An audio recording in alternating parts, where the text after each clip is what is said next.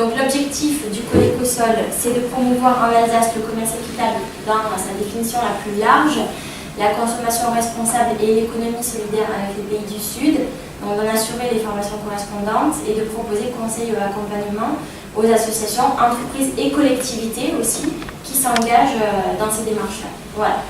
Donc ça, c'était la première partie pour présenter un petit peu la structure, si vous n'étiez pas familier avec la structure.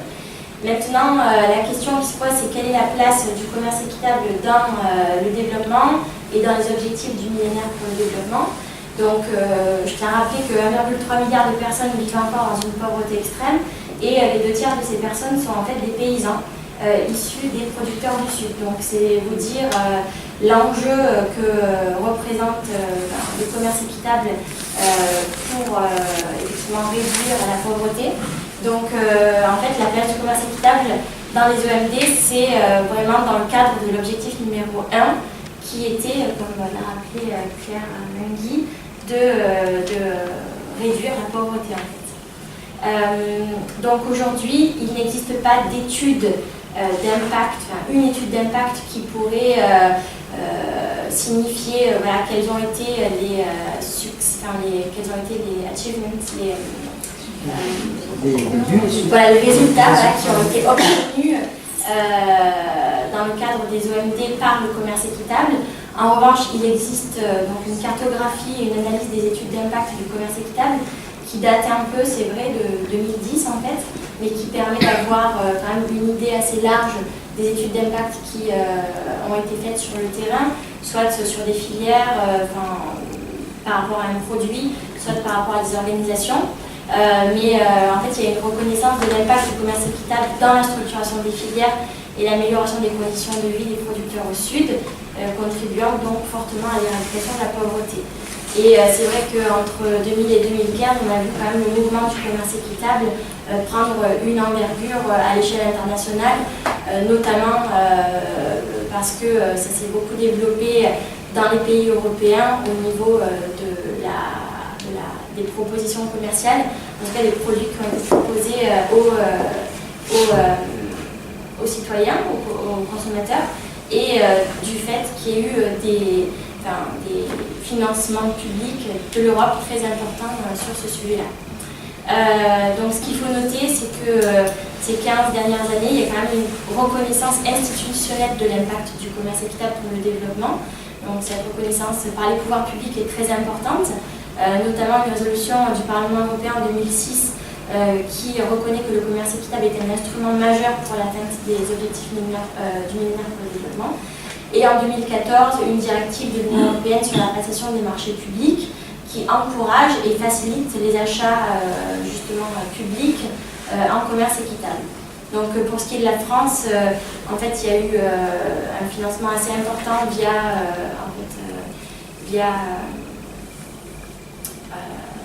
l'AFD pour justement financer des projets de structuration de filières au Sud. Au niveau du ministère, justement, cette nouvelle loi, donc ESS, qui a véritablement montré l'importance que le commerce équitable pouvait représenter, non seulement par rapport à l'éradication de la pauvreté au Sud, mais aussi dans les échanges de l'enfant.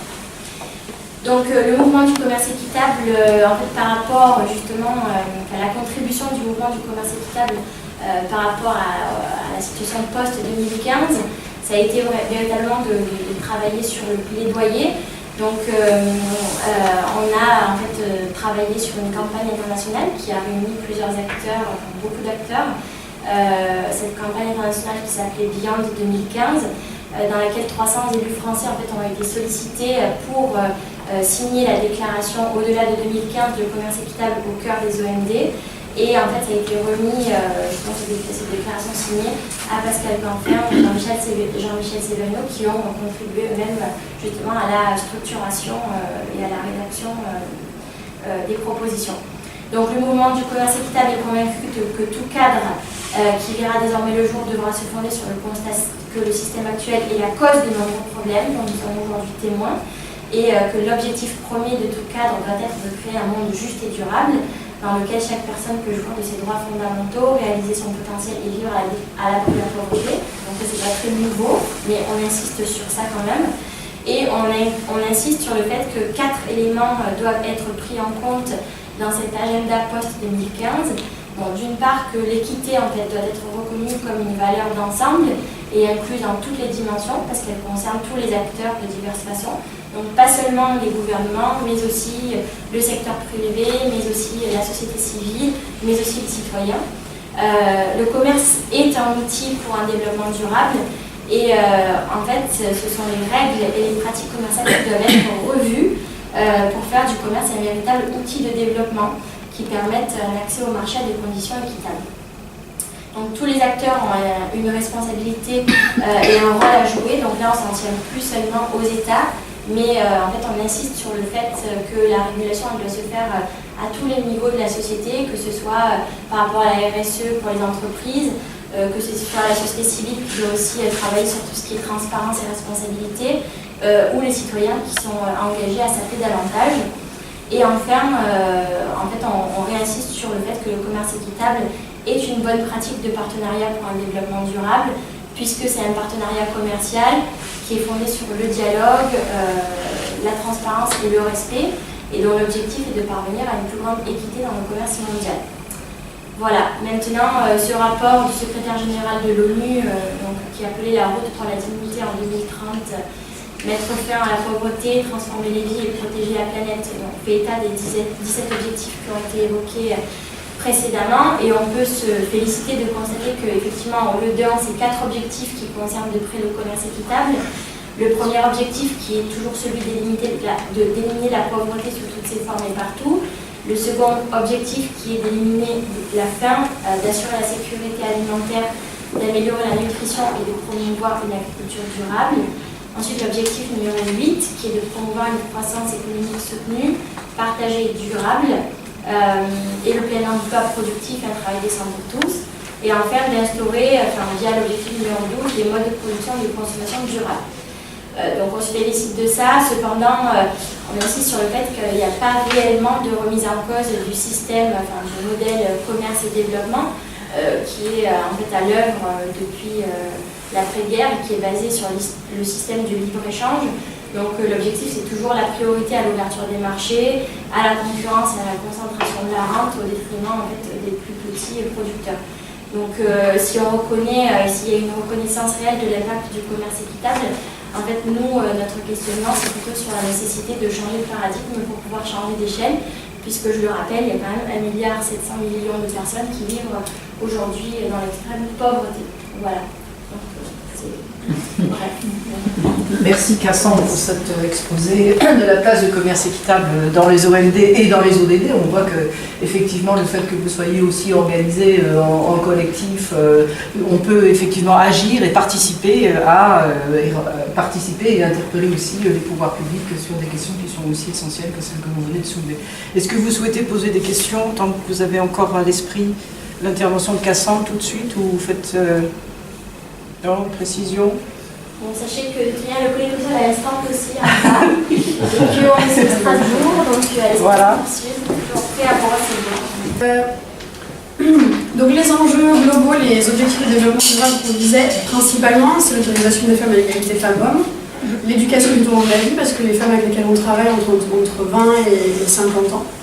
Donc c'est leur permettre de se former principalement dans la couture et le recyclage du textile, et c'est développé un partenariat mondial, puisqu'on est dans un réseau avec nos partenaires algériens, les autorités publiques algériennes, mais aussi les associations en Europe avec lesquelles on travaille. On développe cette espèce de dialogue pour échanger les bonnes pratiques, pour pouvoir développer ce genre de projet ailleurs, après, sur le territoire algérien, et aussi ailleurs au Maghreb ou ailleurs dans le monde.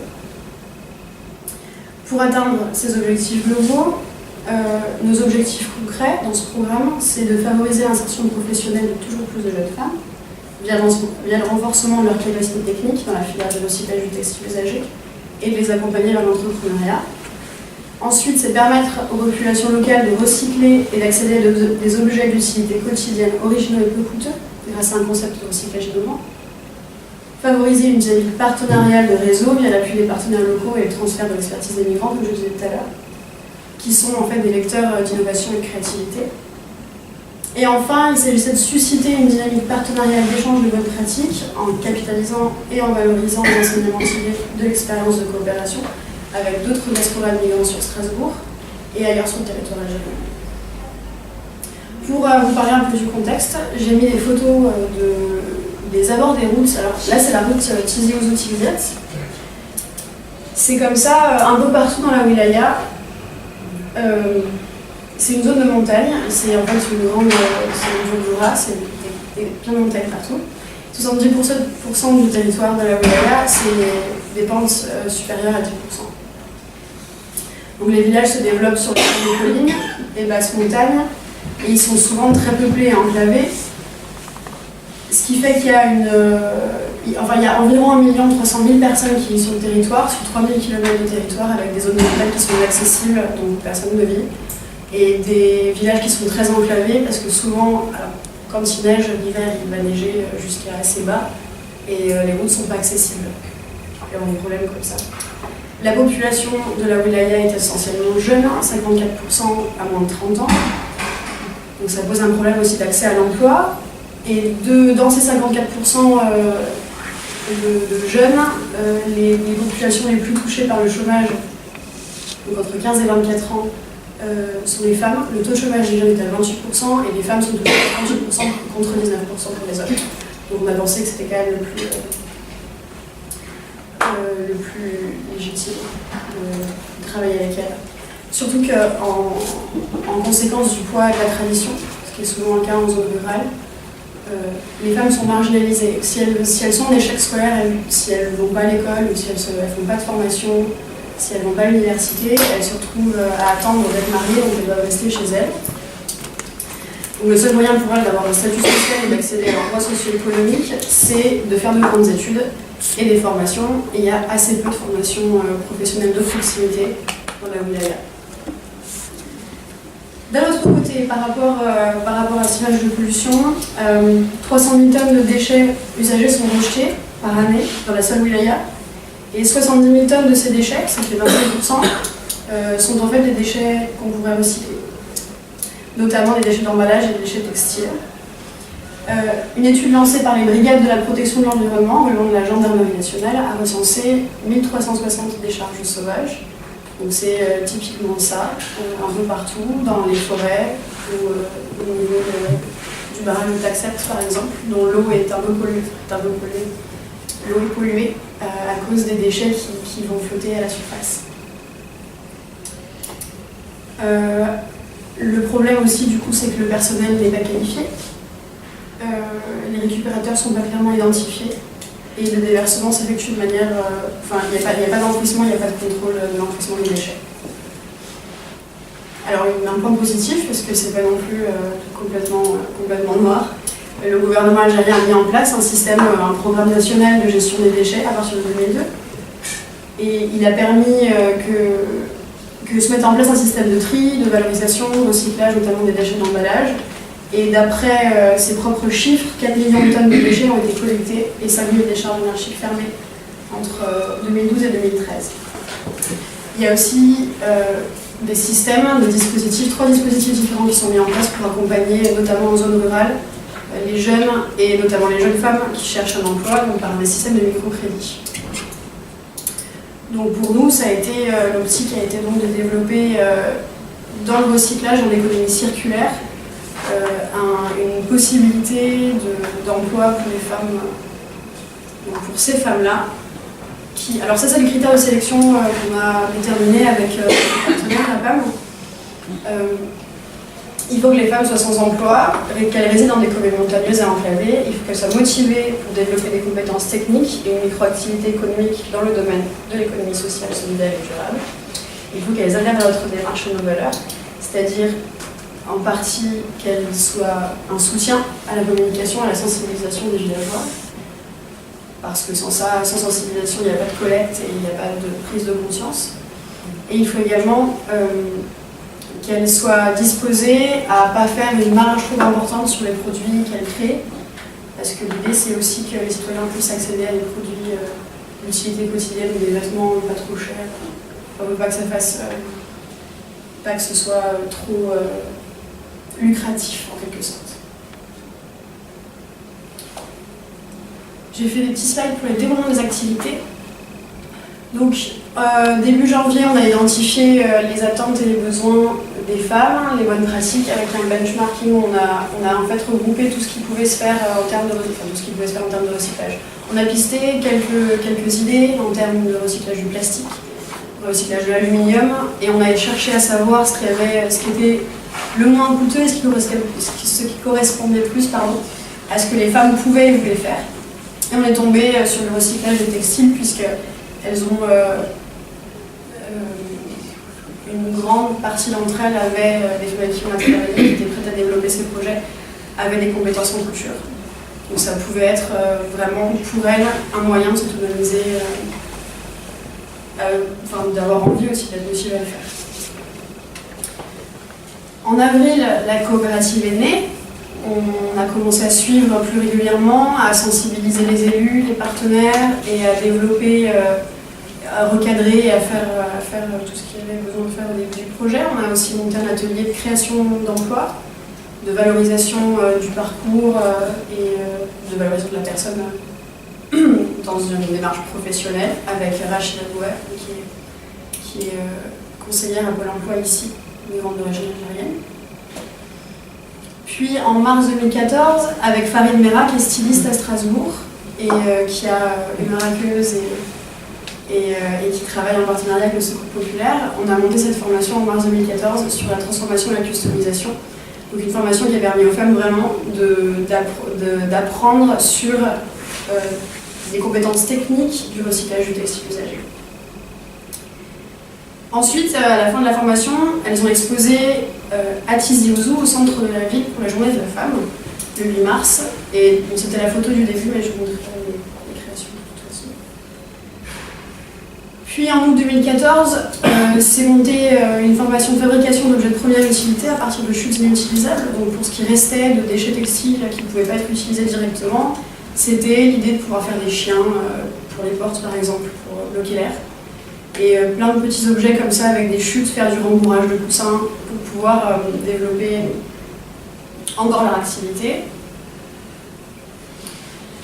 En octobre 2014, on a fait une évaluation de la coopérative, on a fait un défilé de mode solidaire en France pour présenter le projet ici aussi pour faire la sensibilisation à Strasbourg. Et on a commencé à discuter avec les instances professionnelles qu'on avait commencé à monter depuis 2015. Et depuis en fait un mois, on est sur des ateliers d'initiation et de perfectionnement en Algérie, donc sur différents villages. On a fait des sessions de sensibilisation, puis on a sélectionné 60 femmes pour faire les initiations et les perfectionnements en fonction de leur niveau. Et on continue évidemment à faire un plaidoyer et à monter des partenariats dans l'idée de développer pour 2016 une recyclerie qui serait une structure concrète qui nous permettrait en fait de tout mettre en réseau et d'avoir un appui stable pour pouvoir monter autour de ça, pour pouvoir structurer la filière du recyclage du textile en fait. Donc nos résultats on a réussi. On espère avoir amélioré, elles aient en tout cas amélioré par elles-mêmes leur quotidien, ainsi que ceux des citoyens de la wilaya. En tout cas, en termes de chiffres, 10 femmes ont pu bénéficier de la coopérative et sont maintenant micro-entrepreneurs. Elles ont pu embaucher 8 stagiaires. 60 femmes sont actuellement formées par les bénéficiaires de la coopérative, certaines d'entre elles sont devenues formatrices et ont pu transférer leur savoir. Pour le moment, il n'y a qu'une borne pour la collecte, qui est au siège de la PAM, mais il y en a d'autres qui sont en construction, donc ça se structure doucement. Et bon, on estime avoir collecté environ 1000 kg de déchets textiles et les avoir transformés et valorisés. Et voilà, à peu près. Donc ça, c'est les créations des femmes. Je ne sais pas si ça se voit beaucoup, si vous voulez. On bonnet à partir d'une manche. Tout ça, donc c'est que des textiles. Alors la collecte se fait par le bouche à oreille principalement, vu que la borne est installée tout récemment, donc il y a encore beaucoup de sensibilisation et de communication à faire.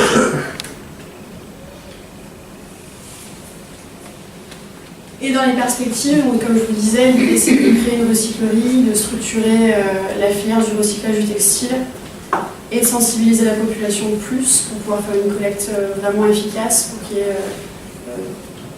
une prise de conscience de la nécessité de protéger l'environnement et également, en formant de plus en plus de femmes, c'est la possibilité aussi qu'elles soient vues et qu'elles puissent accéder à leurs droits socio-économiques. Et voilà, ce sera tout. Suivre nos voyages dans... J'ai juste une question sur la diaspora. On parlait de mobilisation sur cet atelier, mais ça continue. C'est quelque chose qui va continuer ou c'était juste ponctuel? Pour la mobilisation de la diaspora, Je sais plus si on l'a appelé la diaspora, mais enfin... avec les migrants voilà. Comme travail, on continue déjà de travailler avec Farid, avec qui on a travaillé sur la première formation. Il est revenu en avril en Algérie pour recommencer, pour refaire une formation un peu différemment en fonction des besoins des femmes. Et effectivement, on continue de les solliciter. Une petite question aussi sur les débouchés. Est-ce qu'ils sont essentiellement locaux ou est-ce qu'il est envisagé d'exporter Non. Alors pour l'exportation, pas trop parce que ça serait pas vraiment l'idée. Ce serait plus de pouvoir permettre que ça fonctionne. Alors bien sûr, on a des sacs ici et on les vend aussi ici. Et elles peuvent se faire aussi. Il y a une possibilité de gagner aussi mieux en les envoyant en France. Mais l'idée, c'est vraiment d'essayer de le garder le plus circulaire possible, le plus local possible. Pour pouvoir visiter les prélèvements sur place, qui est aussi un outil de sensibilisation. Parfaitement. Alors c'est peut-être là où on a aussi du mal parce que le vêtement usagé il n'a pas l'intérêt qu'il a en France pour l'instant. Donc il y a beaucoup de sensibilisation et ce qu'on a fait tout le début de l'année, beaucoup de réunions d'information pour présenter aussi les dispositifs qu'on a en France et qui marchent et pourquoi aussi les gens achètent les fripes en France. Donc pour essayer de casser les mauvaises images. Oui, d'encourager la consommation. Oui, j'avais une question encore. Tizi Ouzou, là, c'est au Maroc, comme ça, on peut pas. C'est l'Algérie. Ah bon? Au nord-est, c'est l'Algérie. Parce qu'au Maroc aussi, il y a un endroit qui s'appelle Tizi Ouzou. Donc, C'est un village. on est d'accord. Pardon? Oui, monsieur. Oui, moi, pour avoir participé au compagnonnage des migrants, je dois dire que parmi les gens du programme des fromageries fermières, le meilleur fromager était une fromagère. À côté de Tizi. Donc, encore une fois, l'importance du rôle des femmes dans beaucoup de projets soutenus par l'APSEC que j'essaierai de rejoindre quand j'aurai un peu de temps. Voilà. Merci. D'autres questions pour Manon? Non? En tout cas, c'est vrai que c'est le travail de l'AMSED, à la fois c'est un travail au niveau de l'Algérie, un travail, ce que vous disiez ici aussi, au niveau de la diaspora présente ici sur le territoire. Et ça, je crois que c'est une belle collaboration et un beau partenariat qui permet effectivement à la fois aux migrants ici de pouvoir faire un travail important et de soutien des initiatives sur le terrain et puis le terrain d'alimenter aussi des informations et montrer que les choses avancent et bougent et de travailler sur cet échange, en fait, aussi bien des expériences ici au niveau du Nord qui peuvent être utiles dans un contexte Sud, mais aussi comment le Sud peut nous interpeller aussi ici dans nos pratiques, en particulier de recyclage. Je crois que c'est un beau partenariat dans les deux sens, dans la réciprocité. On continue le petit voyage à travers les associations avec Denis Schulz, qui est directeur de l'Institut régional de coopération et développement, qui travaille dans le cadre de la coopération décentralisée, donc avec des collectivités d'Alsace, engagées dans des actions de coopération avec d'autres collectivités. Et là, on va entendre des expériences aussi bien sur travailler avec des collectivités à Madagascar qu'au Cameroun autour de la gestion de l'eau et de l'assainissement. Aussi un objectif qui s'inscrit dans les objectifs du millénaire pour le développement tout à l'heure. Donc Denis nous emmène à Madagascar et au Cameroun. On va commencer par le Cameroun. Si on a le temps, on va jusqu'à Madagascar. Vous êtes topé. Voilà, on va le toper. Bonjour, donc juste 2 mots sur l'IRCOD. C'est l'Institut régional de coopération et de développement, comme vous l'a dit à l'instant Françoise. C'est une structure de coopération qui regroupe avant tout des collectivités locales, mais aussi des institutions alsaciennes comme les chambres consulaires, comme les hôpitaux, comme les universités alsaciennes ou des grandes écoles, ou même tout acteur, toute institution, acteur, association même qui souhaite, il y a par exemple Électriciens sans frontières aussi qui fait partie du code, donc qui souhaite s'associer dans une démarche construite entre un panel d'acteurs sur la coopération internationale. Nous sommes donc présents, aujourd'hui on peut dire qu'on représente à peu près une centaine de collectivités, encore on pourrait en dire plus si on compte le SDA qui représente à lui tout seul 420 collectivités locales en Alsace. Mais en tout cas, une centaine de collectivités plus les autres institutions qui travaillent ensemble sur cette démarche de coopération internationale et de solidarité. Je vais essayer on va essayer de se centrer sur un de ces objectifs qui est l'accès à l'eau et à l'assainissement, donc qui fait partie de l'objectif 7, et l'objectif 7 qui est donc d'assurer un environnement humain durable, et dans cet objectif 7, il y a la cible 7. 7C qui consiste à réduire d'ici 2015 le pourcentage de la population qui n'a pas accès à l'approvisionnement d'eau potable ni à des services d'assainissement de base. Le résultat aujourd'hui, c'est, donc, comme l'a rappelé tout à l'heure Claire Mingui, c'est que, a priori, l'objectif en matière d'approvisionnement en eau potable a été atteint, puisque serait aujourd'hui, ne reste privé, entre guillemets, que 748 millions de personnes d'accès à une source améliorée d'eau potable. On pourra discuter longtemps parce que quand on regarde quelle est la qualité de l'eau dans les puits qu'on trouve en Afrique, le premier bilan qu'on avait fait quand on était arrivé, c'était que, je crois que je le rappelais tout à l'heure, c'est qu'il n'y a que 7% des puits qui livrent une eau potable au début. Donc c'est nous montrer déjà d'où on part, quoi. Même quand il y a des puits, ce n'est pas forcément de l'eau qui est potable. Et même quand on a analysé plus tard, on n'a pas analysé sur tous ces facteurs comme on a analysé en France, qui montrent qu'il y a sûrement encore beaucoup plus de progrès à faire que ce qui est indiqué là. Et en dépit des progrès qui ont été accomplis, on a quand même encore 2,5 milliards de personnes dans les pays en développement, surtout qui n'ont toujours pas accès à des installations d'assainissement amélioré. Je rappelle juste l'objectif 6 des ODD, donc qui reprend finalement cette cible comme un objectif à part entière, hein, et qui rajoute aussi assurer une gestion durable des ressources en eau. On va y revenir aussi tout à l'heure, parce qu'il ne s'agit pas seulement d'approvisionner en eau potable, c'est-à-dire de fournir de l'eau, il faut aussi que la ressource où on va puiser l'eau, et c'est ce que je disais tout à l'heure, reste potable, quoi. Donc il faut la préserver. On pourra parler des 2 programmes qui sont d'ailleurs ici, si vous voulez, et puis aussi en bas dans notre stand, on a des petits flyers qui expliquent un peu les programmes, mais juste vous montrer un peu l'ampleur de ces projets. Le projet gestion de l'eau potable dans le Mbamé Inugu, avec lequel on a démarré il y a à peu près 8 ans, et qui aujourd'hui poursuit donc, par le programme SPICO, donc Service public intercommunal et implication citoyenne pour l'eau et l'assainissement, et qui représente 1,2 million d'euros sur 4 ans, et à Madagascar, l'accès à l'assainissement à Majanga, qui est la 2e ou la 3e ville du pays. Donc, vous situez rapidement Mbamé Inugu, donc dans la province du Centre, au Cameroun. On avait au départ identifié 417 points d'eau. Sur 8 communes rurales, en fait il y en a 9, la 9e n'était pas rentrée dans le projet et est rentrée aujourd'hui dans le programme. En milieu rural, ça représentait à peu près 200 000 habitants et 47% des ouvrages qui étaient en panne et 7% des ouvrages simplement qui délivraient de l'eau estimée potable.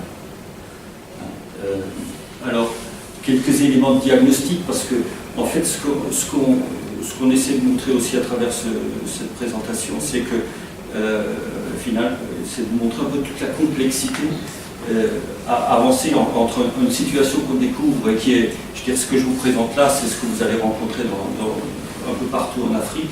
C'est une situation où beaucoup de facteurs jouent et font que c'est extrêmement difficile d'avancer et de réduire, une fois qu'on a chiffré, on a dit voilà, on réduit de 50%, de moitié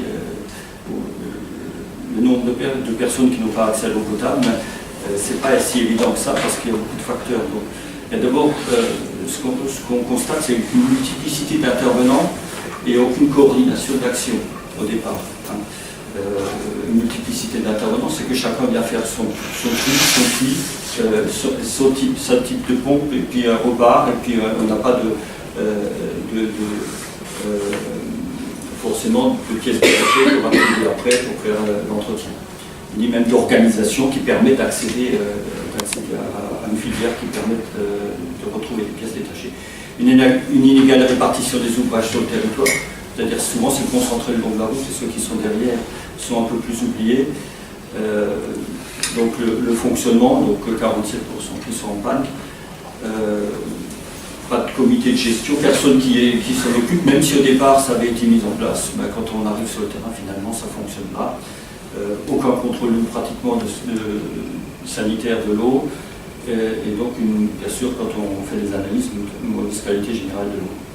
Alors on voit quelques exemples, là, on est en zone rurale, donc vous voyez dans quelles conditions sont installés les puits, ce qui se passe autour. Ce qui fait que finalement, tout ça s'infiltre à un moment donné. Les animaux sont là aussi, ils viennent boire l'eau dans le bon coin. Donc tout ça fait qu'en final, l'eau redescend parce que c'est des nappes peu profondes. Donc au bout d'un moment, elles sont polluées et donc l'eau qu'on puise est aussi polluée que celle qu'on retrouve à la surface. Tout à l'heure, l'IRCOD, c'est une structure de coopération décentralisée donc qui établit des partenariats et des projets qui se font sur la base de partenariats entre deux collectivités locales, une alsacienne et une du sud au minimum. Et donc c'est au bout de quelques années de coopération avec un maire d'une des 8 communes que ce maire est revenu vers nous en disant écoutez, on a signé une convention de coopération sur un certain nombre d'axes de travail, mais sur l'eau, on n'a rien fait. Et on avait discuté avec lui, on avait dit, mais finalement, chez nous, régler le problème de la gestion de l'eau potable, on ne sait pas le faire au niveau d'une commune, tout simplement parce qu'on n'a pas les moyens nécessaires, intellectuels, financiers, pour pouvoir maîtriser la gestion de l'eau potable et de l'assainissement, et que chez nous, c'est organisé au niveau intercommunal et parfois supra-intercommunal, parce qu'il faut effectivement de l'intelligence, de la technicité, des moyens pour gérer ça. Et donc il est reparti, il a créé une association, l'association des communes de Baminougou, et en disant, voilà, maintenant on pourrait peut-être travailler ensemble dans ce sens-là. C'est comme ça que ça a démarré, donc avec l'objectif d'améliorer durablement, il ne s'agit pas simplement de faire un puits, il s'agit d'améliorer durablement l'accès à l'eau potable et à l'assainissement dans le département. Donc à travers cette structure intercommunale qui devait être créée. L'association, c'était le regroupement des communes, et ensuite il fallait créer une structure dédiée à cela.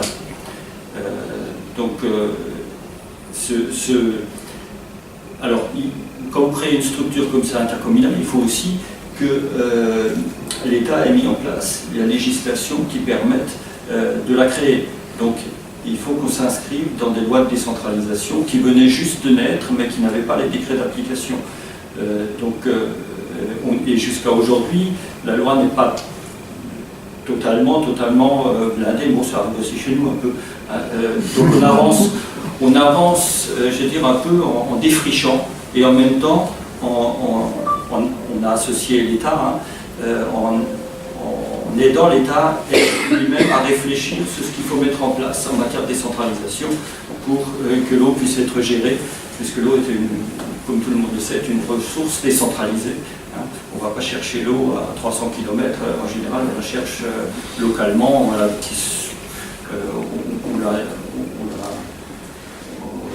pour la dessert dans les quelques kilomètres qui entourent le point d'eau. Donc c'est une contribution donc aussi à la politique nationale et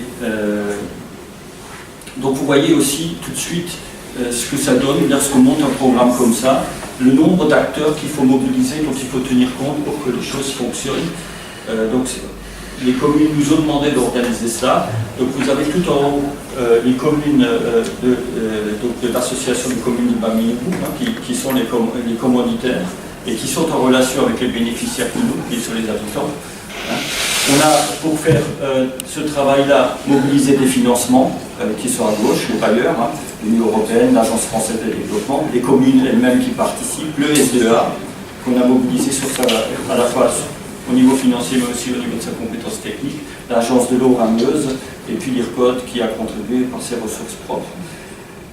Et de l'autre côté, on mobilise des partenaires techniques qui sont le SDEA, donc l'ENGES, l'École nationale du génie de l'eau et de l'environnement de Strasbourg, Ingénieurs sans frontières, et l'École nationale supérieure polytechnique de Yaoundé, qui se sont associés à ce programme.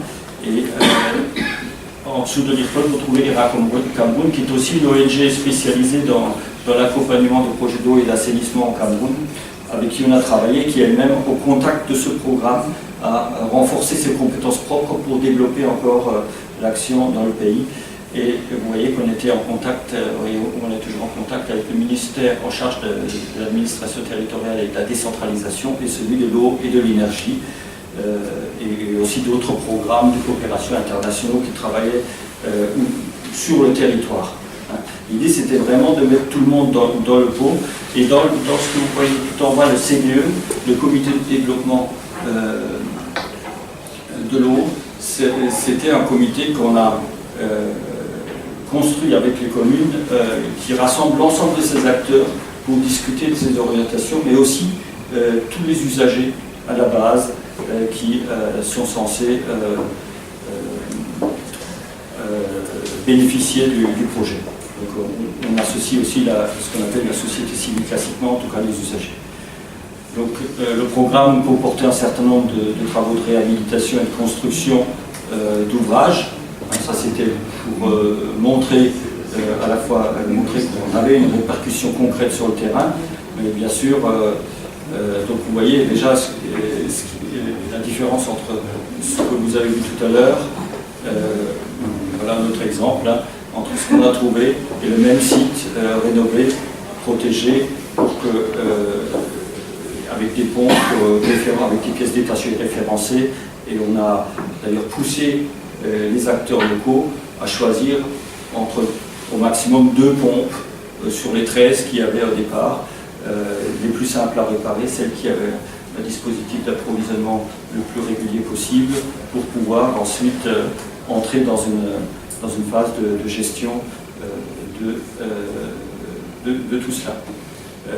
Ça c'était une latrine. Alors la latrine c'était juste, donc ça c'est au niveau des marchés, ou alors de centres de santé, c'était juste des façons de lancer, parce qu'on n'avait pas en 4 ans le temps de tout faire, donc on avait commencé par l'eau. Aujourd'hui le plus gros programme se déroule plutôt sur l'assainissement, mais c'est de lancer des pistes, d'explorer, de vérifier avec les gens que les types de propositions techniques de fonctionnement pouvaient, quel type de propositions techniques et de fonctionnement pouvaient être retenus dans le futur. Un autre point qu'il fallait regarder, c'est jusqu'où les gens étaient prêts à s'engager là-dedans, jusqu'où ils étaient prêts à payer une eau potable, et donc un foyer, après une enquête qui a été faite avec l'aide de l'ENGES, un foyer dans cette région-là était prêt à payer entre 200 et 500 francs CFA par mois, ce qui représente un peu moins d'1 euro. Donc c'est à partir de là qu'on a aussi structuré quelque part un projet qui tenait aussi économiquement la route, parce qu'il fallait à la fois travailler aussi sur la participation des gens, mais aussi sur un budget pour lequel la structure intercommunale qui se créait pouvait fonctionner pour pouvoir rendre un service durable à la population, et en toute absence de financement extérieur. Donc on a travaillé sur la mise en place d'un stock de pièces détachées, la remise en route de ce qu'on a pu appeler comité de gestion, mais des comités d'usagers, c'est-à-dire que ce sont vraiment les usagers qui utilisent le point d'eau, qui gèrent ce point d'eau. Avant, tous les comités de gestion, quand ils existaient, c'était que des hommes. Là, on a, d'ailleurs à la demande du maire de l'époque, du président de la SCOMI, on a exigé, demandé qu'il y a au moins 50% de femmes, puisque c'est d'abord les femmes et les enfants qui cherchent l'eau au niveau du point d'eau.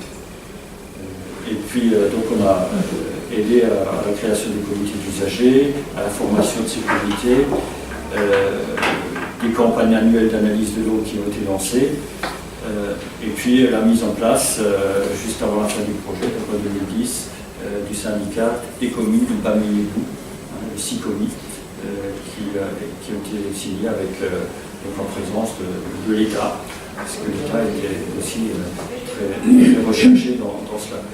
Donc, ce que nous avons pu apporter en matière de coopération, et c'est ça aussi qui est important à bien comprendre, c'est que finalement, chez nous, en France, quand on se lance dans un projet de développement, tout le cadre est là. Toutes les ressources de formation, d'échange d'expérience sont là. Vous voulez créer quelque chose, vous avez quelque part, de toute façon, quelqu'un qui a expérimenté quelque chose. Donc, en Afrique, au Cameroun, souvent, on défriche. Et ce qui est intéressant pour des partenaires dans une coopération comme ça, c'est justement de pouvoir échanger avec des partenaires qui ont éprouvé des solutions, pas pour les répliquer, mais juste pour voir comment la réflexion se structurer et qu'est-ce que ça peut apporter. Donc on a eu des échanges, bien sûr, au niveau technique, hein, vous voyez, sur tous les niveaux que j'ai cités là-bas. Et tout à l'heure, jusqu'à la formation de l'ingénieur coordinatrice, formation professionnelle de l'ingénieur qui a affiné ses compétences, des échanges au niveau administratif et financier, c'est-à-dire comment élaborer, comment construire le budget, sur quelle base réglementaire, comment contractualiser entre la structure, le syndicat et les comités d'usagers qu'il y a autour de chaque point d'eau pour que le système puisse marcher, et puis comment organiser toute la gouvernance de ce syndicat. Donc il y a eu pas mal d'échanges d'expérience entre élus, des concertations entre la société civile, la commune, les sociétés, les services déconcentrés de l'État, les services techniques déconcentrés de l'État, et le SICOMI, à travers justement ce comité départemental de l'eau dont j'ai parlé tout à l'heure, et d'autres choses encore. Un appui au niveau réglementaire, donc tout le défrichement en amont pour qu'on puisse construire quelque chose de fiable, et puis tout l'aspect plaidoyer, l'appui institutionnel, dans quel cadre on va inscrire ça, respecter le cadre réglementaire de l'État, et puis faire de lobbying auprès de l'État et auprès des bailleurs de fonds internationaux pour que cette démarche de proximité qui associe l'ensemble des acteurs soit quelque chose qui soit repris au niveau des grandes organisations. Donc ça, toutes ces choses-là, je veux dire, ce qu'on vous montre là, c'était juste pour vous montrer que, je veux dire, quand on dit on va essayer de régler le problème de l'eau potable, ben ça touche à beaucoup de choses, notamment ça part déjà d'une nécessité d'avoir une politique nationale et d'avoir la possibilité de fonder une organisation institutionnelle, d'avoir une organisation locale qui se concentre, de définir une organisation autour de la collectivité locale pour gérer ça localement. Et d'ailleurs, ça a pris pour arriver à ce résultat globalement. On avait, au moment où le maire d'Ombessa nous a créé son association, on a envoyé des étudiants, d'ailleurs camerounais et français ensemble, pour faire un diagnostic global du territoire, pour savoir exactement ce qu'il en était. Et puis on savait qu'il y avait un appel à proposition européen qui allait sortir, donc on avait 2 ans pour préparer tout ça. Donc lorsque l'appel est sorti, on a présenté l'appel à proposition. Et du coup, on a monté un programme sur 4 ans. Donc le SICOMI, le syndicat, a été créé au bout de 3 ans et demi, je crois vers la fin, tout à la fin. Mais on s'est rendu compte qu'il n'était pas mûr pour continuer, donc on a remis un deuxième programme, qui est le programme SPICO, qui est en cours actuellement encore. Donc ça fait pratiquement 8 ans qu'on travaille ensemble sur cette question. Et je peux vous dire que c'est loin d'être fini parce que alors c'est devenu un modèle. Hein. D'ailleurs, on a un monde aussi commis régulièrement où même là ils vont participer. C'est l'Union européenne qui a demandé à ce qu'ils participent aux assises de la coopération décentralisée à Bruxelles qui se tiennent tous les 2 ans pour présenter l'expérience. Donc c'est le président du CICOMI qui va la présenter. Mais c'est vrai que c'est un sacré bond en avant, mais c'est pas complètement acquis. C'est peut-être structure intercommunale, etc. Il y a eu beaucoup de... Là, j'ai résumé très vite, mais il y a eu beaucoup d'étapes très difficiles à franchir, notamment avec l'État, ou même avec les communes, avec les maires de certaines communes. C'est vrai que le partenariat dont on parle, l'IRCOD a travaillé, ça fait quasiment une vingtaine d'années, que vous travaillez aussi au niveau du Cameroun, puisque ça a été, lors de la création de l'IRCOD, le pays d'intervention. Donc là, c'est aussi un partenariat de longue année, avec aussi la présence d'un représentant, d'un permanent de l'IRCOD sur place, qui facilite aussi les relations, les liens, et qui est aussi une pérennité, qui assure une pérennité des différents. C'est à la fois, je dirais, dans chaque projet que nous accompagnons, on en accompagne une quarantaine cette année, c'est d'essayer de trouver la petite pépite qui est dans chacun de ces projets, pour à la fois la partager aussi ici, et puis montrer qu'il y a des solutions innovantes qui se trouvent un peu partout, ici, dans un contexte aussi au sud, mais vraiment de changer ce rapport aussi, ce regard que nous avons toujours du nord vers le sud, et pouvoir se dire qu'on a vraiment dans un partenariat, dans une co-construction, et qu'on est sur ce qu'on appelle un peu des relations horizontales. C'est-à-dire qu'on est sur un pied d'égalité, on est autant apprenant que formateur, et du coup c'est aussi ça qu'on essaye de montrer et de promouvoir ici dans un contexte nord. Et puis on voit qu'avec les ODD, le dernier rapport, le rapport du secrétaire général des Nations Unies en décembre, a mis l'accent aussi sur ces questions de ressources humaines et sur ces questions de solidarité et de citoyenneté comme étant aussi un vecteur important de mobilisation dans les différents terrains, puisqu'on disait dans les ODD tout à l'heure que ça concernait aussi bien le nord que le sud. Donc c'est à la fois une mobilisation citoyenne aussi des acteurs au sud, comme une mobilisation citoyenne des acteurs au nord.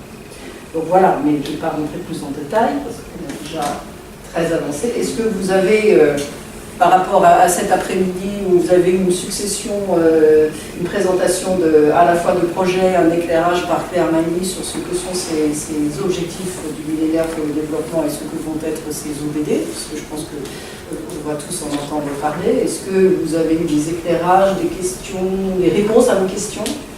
Vous repartez avec encore plus de questions. On a beaucoup de choses, en tout cas pour le moment. Puis des structures, en fait, on entendait parler, mais je ne savais pas exactement ce qui se passait ou quels étaient les projets. Ça me plaît un peu. Et sur la dynamique du territoire, je trouve qu'à Strasbourg, en tout cas l'espace Nord-Sud, c'est un concentré d'associations qui font beaucoup de choses et dont on entend peut-être parler. Moi, personnellement, je n'ai pas trop entendu parler, malgré le fait que c'est vrai que ça fait pas. D'accord, donc il faut mettre un accent sur la pomme. Il faut travailler là-dessus. Je pense que, oui, pour terminer, là aussi, c'est dans le cadre de l'année européenne du développement, l'espace Nord-Sud publie une lettre mensuelle, une lettre électronique mensuelle. Donc là aussi, la dernière vient de sortir.